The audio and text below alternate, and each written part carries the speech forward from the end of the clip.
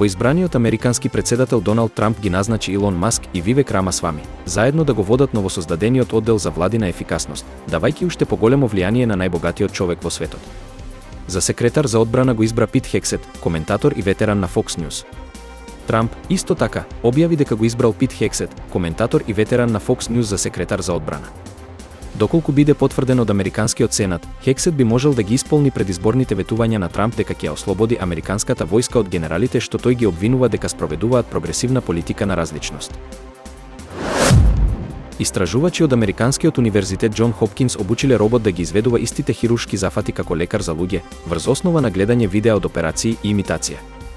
Овој метод за обука на хируршки роботи ја елиминира потребата од програмирање на секое движење потребно за време на медицинската процедура и го доближува полето на роботската хирургија до вистинска автономија, каде што роботите можат да вршат сложени операции без човечка помош. На друштвените мрежи кружи морничаво видео, снимено во градот Сергиев Посад, на околу 70 км североисточно од Москва. Во преден план е девојка која ја преминува пругата, но не го забележува возот кој на крајот ја удира и преминува преку неа.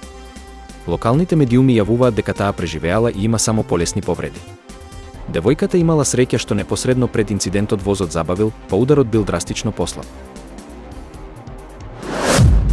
Мети Џордан работи во една од истражувачките лаборатории на Антарктикот и редовно објавува видеа на TikTok. Неодамна наследбениците им откри како изгледа полноќ на најстуденото место на планетата и ги остави сите без зборови.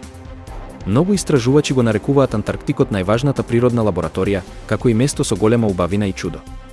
Настаните на најјужната точка на Земјата се мистерија за голем дел од населението, а Џордан сака да ги информира луѓето за најинтересните работи. Така стигнуваме до поларниот ден или полноќното сонце, природен феномен што се случува северно од Арктичкиот круг. За време на овој феномен, сонцето е видливо 24 часа на ден.